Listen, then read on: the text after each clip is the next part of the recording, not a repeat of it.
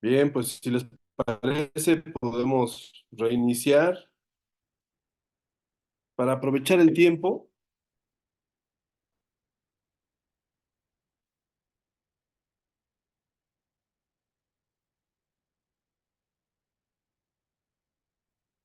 Ahí, ya veo que está aquí Hugo León.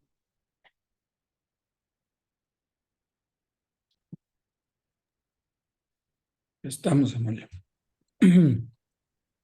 ¿A quién le vas, Hugo? ¿Eres madrilista o eres antimadrilista? ¿Qué Ahí pasó? de dos sopas, ¿no?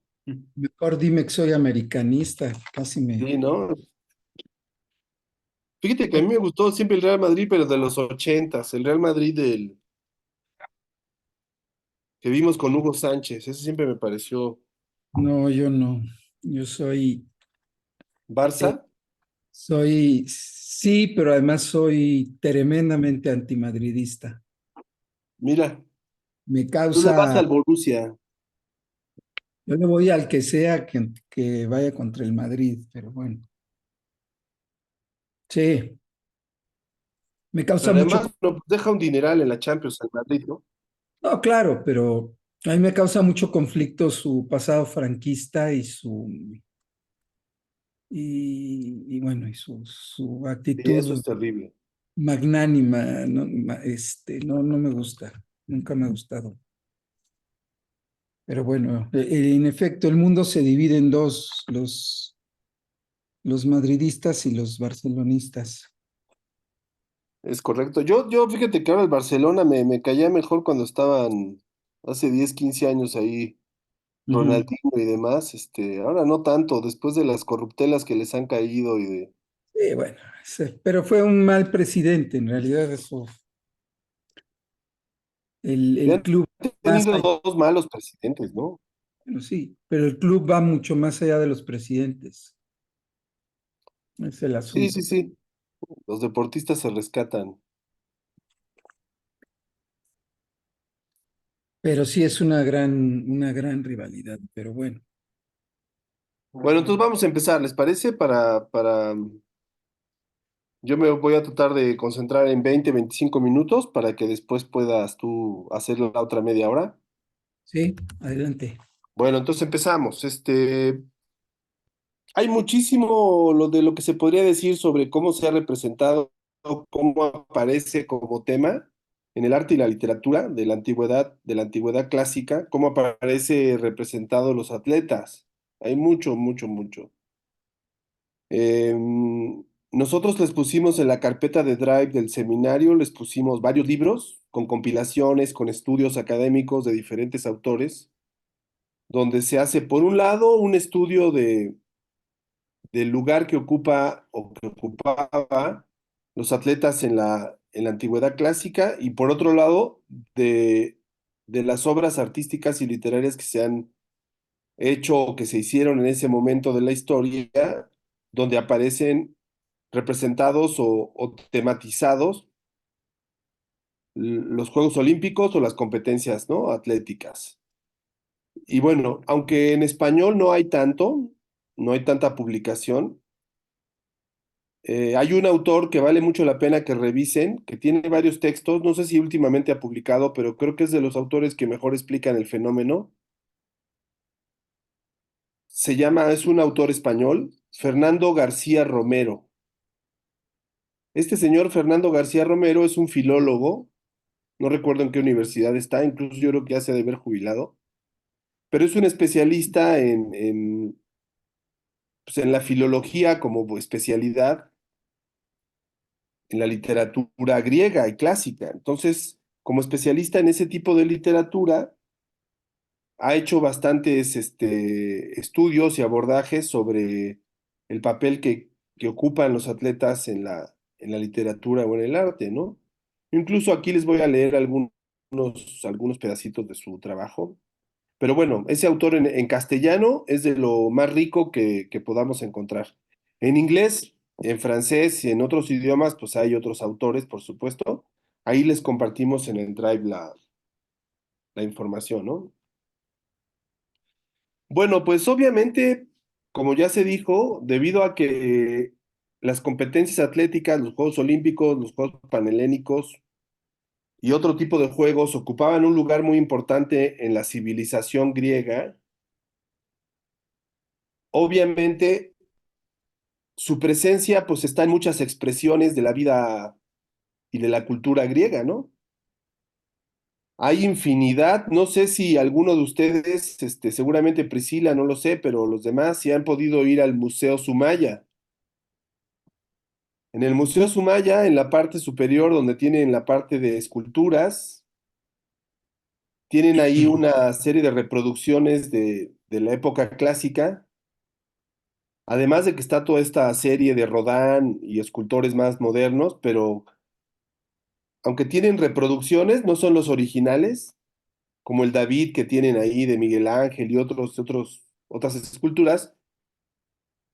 Sí hay bastantes esculturas en el Museo Sumaya de la época clásica y la mayor parte de esas esculturas representan atletas. No es casual cuando pensamos en el arte griego, sobre todo en la escultura, siempre se represente a atletas la mayor parte de las ocasiones o a pensadores, ¿no?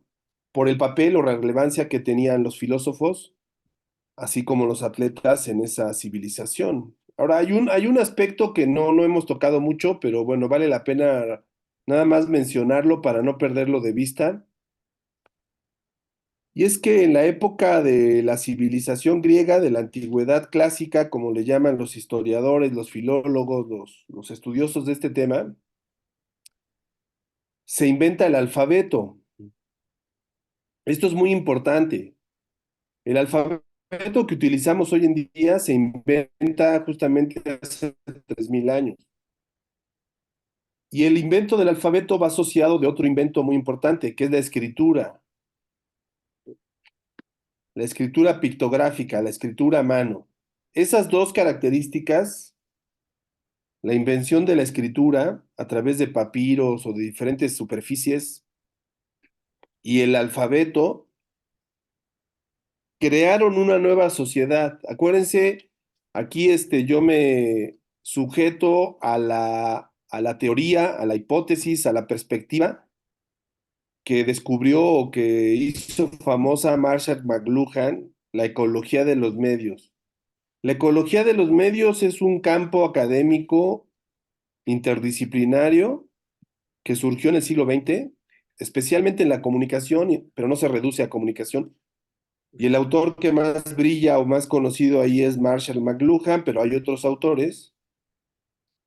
Básicamente lo que dice esa perspectiva teórica o académica es que los medios o las tecnologías, cualquier tecnología, desde una pluma, una cuchara, una mesa, una nave espacial, una computadora o un medio de comunicación, entiéndase por medio de comunicación el lenguaje, el idioma, los dibujos y por supuesto la escritura y después la pintura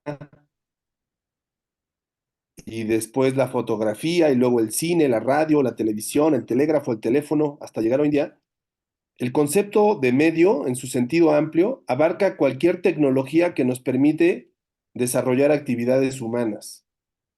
Entonces, bueno, la escritura a mano, la escritura pictográfica, fue un invento que revolucionó a la sociedad y cambió la manera de pensar. Y no es casual que la filosofía griega, que se suele utilizar como ejemplo en Occidente de inicio de la filosofía, nació en la época en la que se inventó la escritura y se inventó el alfabeto. Marshall McLuhan dice que esta forma de empezar a escribir, fue la que permitió la posibilidad del pensamiento racional, el pensamiento progresivo, secuencial y con él el pensamiento matemático. No se olvide que en la época de la Grecia clásica también se desarrollaron mucho las matemáticas y la física. No se llamaban en aquel tiempo de esa forma, tenían otro nombre, igual que la literatura, igual que el arte, tenían otro nombre. Pero Marshall McLuhan le atribuye los avances de la civilización griega en Occidente al uso del alfabeto, como lo conocemos hoy en día, el alfabeto fonético que utilizamos, y al desarrollo de la escritura. Por ejemplo, ¿qué sería de la obra de Aristóteles o Platón sin la escritura? Ya no Sócrates, porque Sócrates era más oral, pero esos filósofos clásicos para la historia gracias a la escritura. Y con la escritura nació el pensamiento progresivo, secuencial, racional, que muchos después permitió que se inventara el deporte moderno, como ya se ha dicho aquí, porque el deporte moderno depende en buena medida de la estadística. Entonces, las competencias atléticas tienen una presencia muy clara en muchas formas de expresión de esta civilización griega. Y aquí hay un punto que es muy importante para mí que se comprenda este aspecto. La retórica. La retórica es una tradición de pensamiento que viene desde la antigüedad, que va acompañada de otras tradiciones. Una de ellas es la hermenéutica. La hermenéutica también es una tradición de pensamiento que viene desde la antigüedad hasta nuestros días, ya tiene casi 2500 años. Retórica, hermenéutica. Y la otra tradición es la dialéctica. Bueno, estas son tres artes que se practicaban en la antigüedad clásica: la retórica, la hermenéutica, la dialéctica. La dialéctica está relacionada con la lógica. La dialéctica es una serie de conocimientos, de habilidades que se enseñaban en aquella época, se cultivaban para que la gente aprendiera a discutir, a dialogar y a convencer a los otros con argumentos racionales. Eso es la dialéctica. La dialéctica y la lógica eran dos pilares fundamentales para practicar la filosofía en aquella época. Antes de que surgieran la dialéctica y la lógica, surgieron primero la retórica y después la hermenéutica. La retórica, si lo recuerdan por ahí, si alguna vez lo han visto o leído, en el concepto antiguo, en el concepto original de la antigua Grecia, retórica es el arte de persuadir a los otros a través de emociones, a través de ejemplos, a través de analogías, a través de metáforas. Eso es la retórica, el arte de convencer. ¿Cuál es la diferencia entre retórica y dialéctica? La retórica busca persuadir a través de las emociones y la dialéctica busca convencer a través de argumentos. La retórica es más amplia, más ambigua, más deja más espacio que la dialéctica. La dialéctica se basa más en la lógica. Entonces, un filósofo tendría que aprender retórica y tendría que aprender dialéctica para convencer, pero no solamente convencer, sino también persuadir. Por ejemplo, todos los literatos, todos los artistas, todos los que se expresan estéticamente, utilizan elementos retóricos para persuadir, para emocionar a su audiencia o a sus públicos. El escultor, desde que elige el tipo de material, la forma de la materia, hay elementos retóricos. El pintor también, el poeta, el dramaturgo, el escritor también utiliza figuras retóricas para persuadir, emocionar a los demás. Bueno, junto a la retórica y a la dialéctica, la otra disciplina o el otro arte práctico, discursivo muy importante, es la hermenéutica. La hermenéutica es el arte de interpretar símbolos, el arte de interpretar discursos retóricos, el arte de interpretar textos religiosos, textos literarios, textos filosóficos. Para eso sirve la hermenéutica, para interpretar. Entonces, desde Aristóteles, la retórica surge poco tiempo antes que Aristóteles. Hubo antes otros expertos en retórica antes de Aristóteles, pero Aristóteles es uno de los grandes pensadores de la retórica. Bueno, desde que Aristóteles escribe su retórica, es un libro en dos tomos, Aristóteles dice, refiriéndose a la época griega, lo siguiente, que es muy importante. Dice, la retórica se practica en tres espacios. La polis griega se practica en la política, cuando los políticos buscan persuadir a sus ciudadanos, a sus congéneres, en un plano democrático, como era la democracia en aquel tiempo, la idea de democracia que se tenía en Antigua Grecia. Entonces los políticos utilizaban la retórica, el arte de persuadir. El otro lugar donde se utilizaba la retórica y se ponía en práctica era en los juicios. Los abogados, los defensores, los acusados, los acusadores utilizaban la retórica para persuadir que ellos tenían la razón. Los políticos utilizaban la retórica como la siguen usando hasta ahora para persuadir a las masas de que ellos tienen la manera correcta de gobernar. Los jueces, los abogados, los inculpados y los que acusan utilizan la retórica para persuadir a otros de que ellos tienen la razón y que ellos son inocentes o son culpables. Bueno, ahí les va esta. El tercer espacio donde dice Aristóteles que se practicaba la retórica era en los Juegos Olímpicos. Aristóteles lo manifiesta en varios momentos de su obra, La retórica, que un atleta también utiliza la retórica para persuadir al público que se congrega para ver los Juegos Olímpicos o las competencias atléticas. Hay tres elementos básicos en la retórica. En la retórica no es suficiente solamente lo que se dice. También es muy importante lo que se llama el etos. El etos se refiere a la parte moral. Un atleta para persuadir a los demás de que es mejor que otro atleta, no es suficiente con que gane. Esto ya nos lo dijo muy bien Rafael la semana pasada. Importa el cómo se gana. Un atleta contemporáneo, como hay muchos casos, puede obtener la victoria engañando, cometiendo trampas, dopándose, como lo hizo el insigne político Madrazo, ¿no? Robándose kilómetros en un maratón, ¿no? O como Maradona con su mano de Dios, o el, los que les vengan a la mente, boxeadores, ciclistas, jugadores de fútbol americano. Bueno, un atleta, un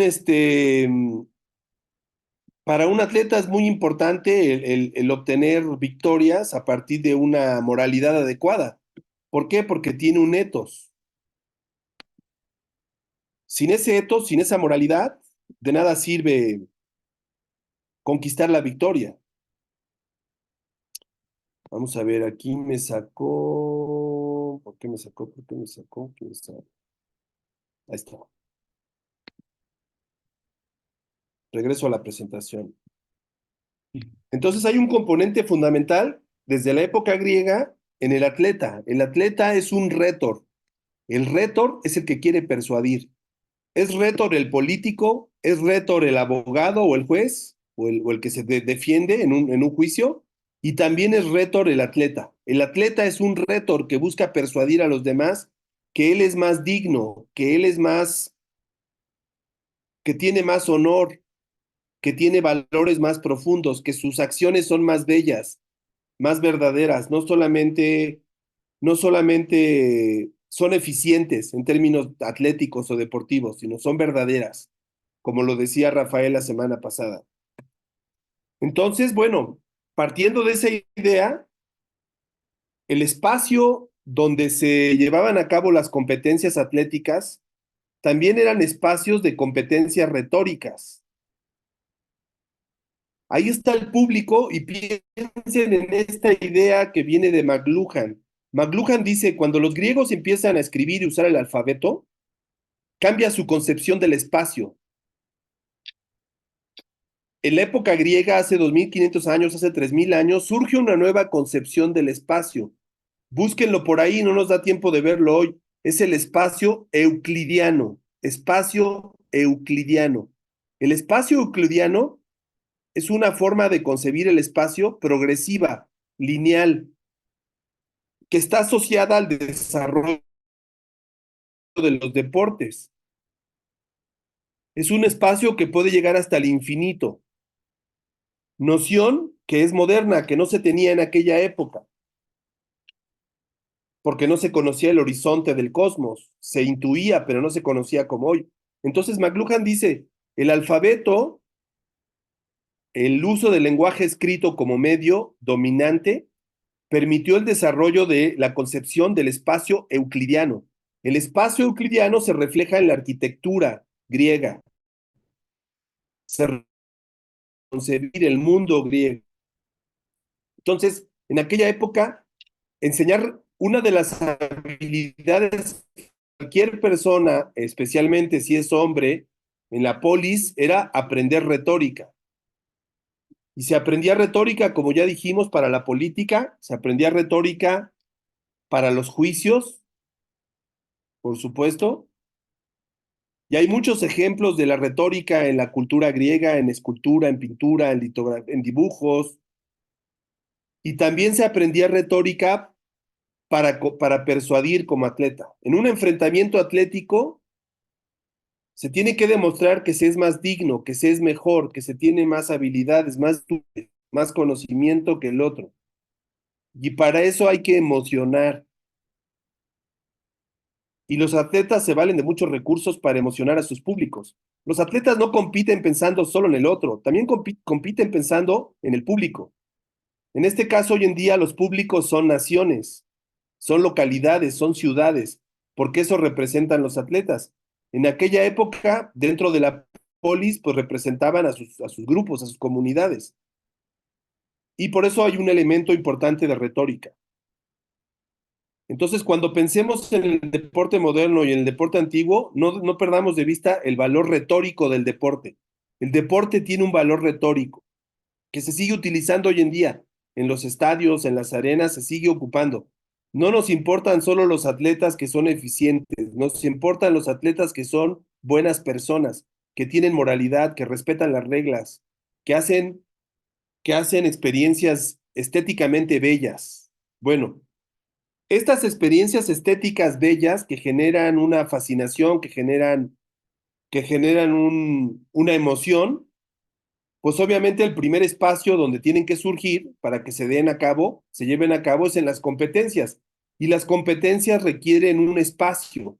Y en este caso, por eso la arquitectura es la primer forma de arte donde debemos de reconocer que aparece el espíritu de estos atletas de la antigua Grecia, ¿no? Aquí tenemos estos espacios, ¿no? Que están muy cercanos a lo que era el Olimpo, ¿no? Estas columnas, esta visión del espacio euclidiano recto hacia el fondo, ¿no? Equilibrado, secuencial. Aquí tenemos un dibujo contemporáneo que trata de representar un poco cómo eran las competencias, ¿no? El público, por qué se emociona, como hasta la fecha sucede, justamente por esos elementos retóricos, ¿no? En este espacio donde hay ese intento de persuadir al otro. Aquí, por ejemplo, tenemos un gimnasio, ¿no? Más nuevo, después de la era de Cristo, de la época grecorromana, no de la época griega clásica, que es 7 siglos antes o 8 siglos antes. Vean aquí la noción de espacio, ya es la noción moderna de espacio que tenemos hoy en día. Si ustedes ven los juegos de pelota prehispánicos, se van a dar cuenta que ahí no hay espacio euclidiano, pre- es el espacio premoderno. La noción de espacio premoderno en las zonas arqueológicas en México es muy clara. Aquí en esta forma de construcción de la época griega y después romana, ya estamos hablando de un espacio matemático, un espacio donde ya hay un cálculo, ya hay una racionalidad que viene del alfabeto y viene del lenguaje, ¿no? Bueno, ¿qué se han encontrado en los estudios arqueológicos? Pues muchas cosas y es enorme la cantidad de materiales que hay. Ahorita mismo hay en París una exposición en el Museo del Louvre justamente sobre el arte de los Juegos Olímpicos. Les vamos a compartir, y no sé si la compartimos en la carpeta, el catálogo de la exposición del Museo del Louvre sobre el arte olímpico.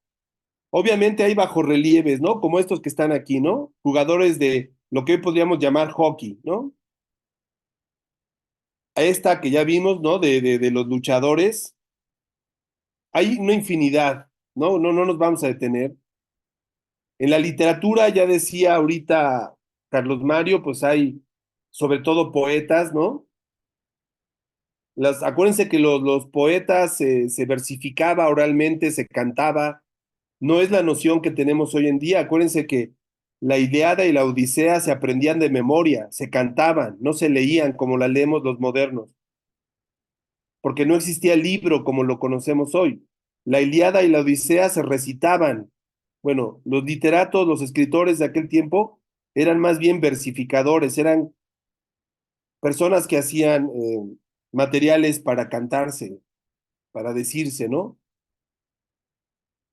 Baquílides es uno de los poetas, Baquílides de Zeus, que vemos aquí en la pantalla, es uno de los poetas que escribían o que cantaban estas odas o estos cantos a los atletas de la antigüedad. Es uno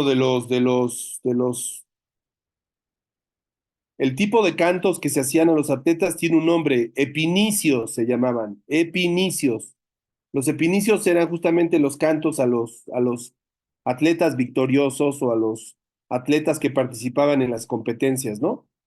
Aquí tenemos esta obra de Baquílides, ¿no? Odas y fragmentos, en esta editorial que es muy importante, Gredos. La editorial Gredos en España tiene todo lo que se les ocurra sobre la época grecorromana, la literatura, la filosofía, el teatro, está en esta editorial. Es una editorial muy cara, pero es de las más importantes en lengua española. Los libros son muy bonitos, unos libros empastados azules, no sé si los han visto alguna vez. Busquen cuando tengan que comprar una obra clásica, compren las de Editorial Gredos. Bueno, está publicado esta obra de Baquílides. Yo, por supuesto, ya lo mencionó hace rato Carlos, está esta obra de Píndaro, ¿no? Píndaro tiene esta obra famosa de las Odas Triunfales, ¿no? En su traducción al castellano, que son versos y versos y versos donde le dedica a diferentes atletas en diferentes momentos. Y estas son las formas, además de las obras previas a la antigüedad clásica, la Odisea, la Ilíada y otras tantas, donde aparecen representaciones de los Juegos Olímpicos o de los atletas olímpicos. Bueno, en la escultura, ¿qué podemos decir? Hay una gran cantidad de obras, ¿no? No las vamos a revisar todas, mucho menos. Solo pongo aquí algunos pequeños ejemplos, ¿no? El lanzador de disco, como les digo, en el Museo Sumaya hay varios. Aquí un atleta, ¿no? Victorioso. Aquí se dice que es un entrenador, ¿no? Aquí un ejemplo de un disco, ¿no? Como los que se usaban en aquella época en las competencias. En fin, hay una larga lista de esculturas, hay que revisarlas con calma. En la pintura, por ejemplo, de los vestigios que se han encontrado, hay representaciones de las competencias atléticas en diferentes lugares de la antigüedad clásica. Aquí tenemos algunos ejemplos solamente, tanto de hombres como mujeres. Recordemos que las mujeres no participaban, obviamente, pero había representaciones en otras situaciones. Esto que es muy parecido a unos boxeadores, en fin, estas que son más recientes, ¿no? Pero también tienen que ver con atletas ganadores, ¿no? Hay una cantidad enorme de trabajo de este tipo y las que son muy conocidas, obviamente, esta es más reciente, las que son muy conocidas son las de cerámica, que son las que hemos visto todo el tiempo en diferentes etapas de la cultura o de la civilización griega. Hay una larga lista de este tipo de obras, se han descubierto recientemente otras. Muchas de estas son las que están en el Museo del Louvre, en esta exposición sobre el arte olímpico. Estas son muy conocidas, ¿no? Las representaciones de las competencias atléticas. Hay muchísimos detalles y mucho material. Hay estudios completos de cada una de estas imágenes, ¿no? Artículos, libros. Miren esta que es muy bonita, ¿no? Con el escudo. En fin, hay mucho material sobre esto, ¿no? Y como ya mencionaba hace rato Carlos Mario, pues hay algunas críticas a los atletas. No todo eran beneficios, no todo era la imagen adecuada. Hay filósofos griegos y poetas griegos que no querían a los atletas, que decían que se dedicaban demasiado al cuerpo y se olvidaban del alma, que criticaban como hoy en día a los atletas por ser puros músculos y no ser inteligencia, alma. Hace rato ya mencionó Carlos Mario, ¿no? Genófanes, Eurípides, Hipócrates, el mismo Aristóteles hacían críticas también a los atletas. Aquí están algunas, están compartidas en los textos de Fernando García Romero. Y bueno, ya para cerrar, nada más voy a dejar de compartir y me gustaría nada más leer un fragmento de un pedacito de un texto de García Romero. Déjenme, lo pongo aquí en pantalla. Le robo un minuto a Hugo con esto porque me gustaría nada más que lo pudiéramos leer así muy rápido. Ah, pero necesito aquí. A ver, ustedes me dicen si lo ven, ¿ya lo ven? Pero ¿cómo lo hago grande para que lo podamos ver? Ah, ya, ya, ya. Miren, nada más para leer este que está aquí en pantalla. Dice, es probable que la importancia social, política y económica que tiene el deporte en la sociedad actual sea incluso mayor que la que tuvo en la antigüedad grecorromana, donde alcanzó muy considerable influencia. Pero probablemente en ningún otro periodo de la historia cultural de la humanidad el deporte ha ocupado un lugar tan importante en el arte como en la Grecia antigua. Un gran conocedor del arte griego antiguo, Ernst Buschor, ha afirmado que se podría decir con alguna exageración que hubo una época en la que el arte griego representó únicamente atletas.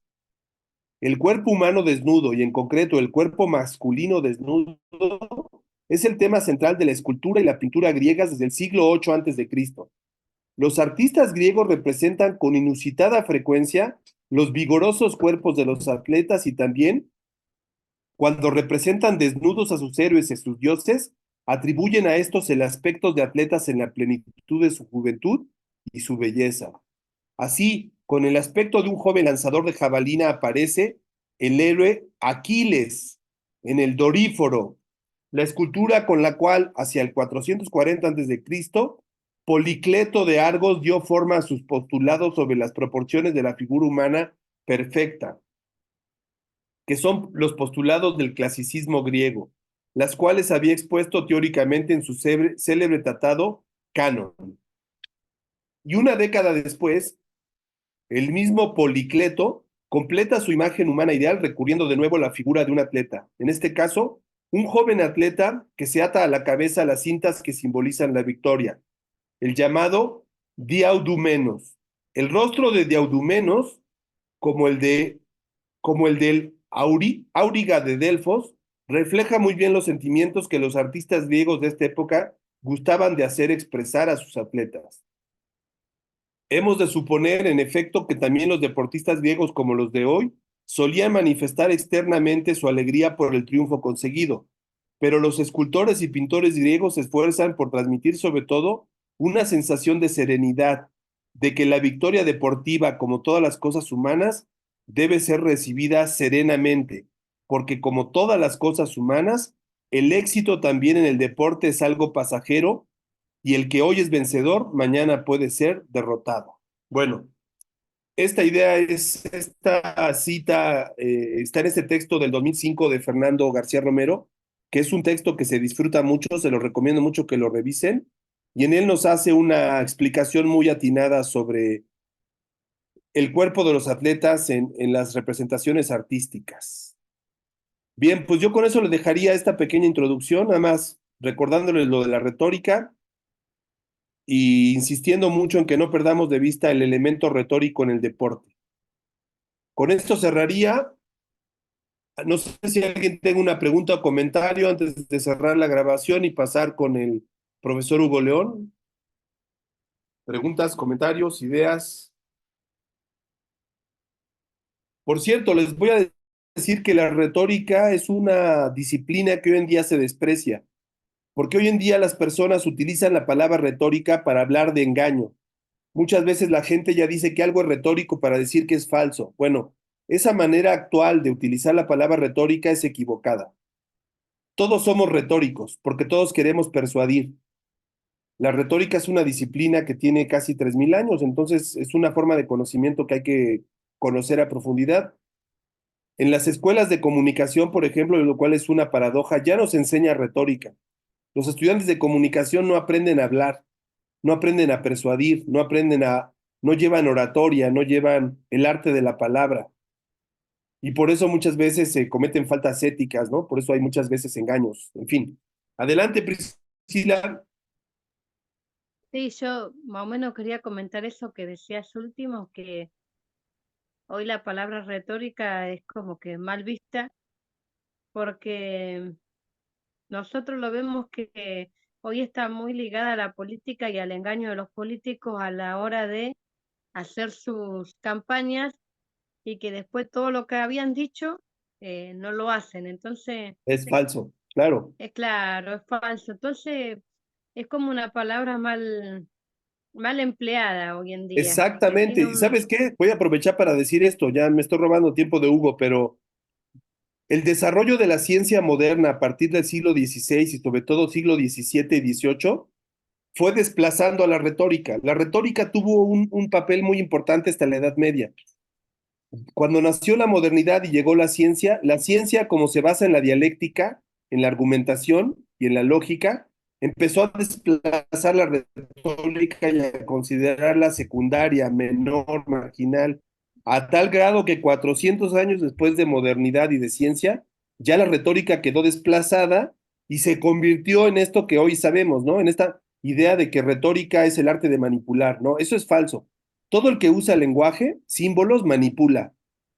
Nosotros manipulamos cuando hablamos. Nosotros buscamos persuadir. Sin embargo, no lo reconocemos. Entonces ahora se utiliza de manera despectiva la palabra retórica. Por eso qué bueno que lo apuntas tú.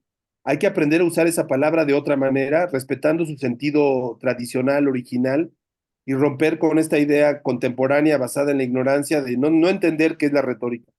Todos somos retóricos. Toda forma de comunicación lleva implícita la retórica.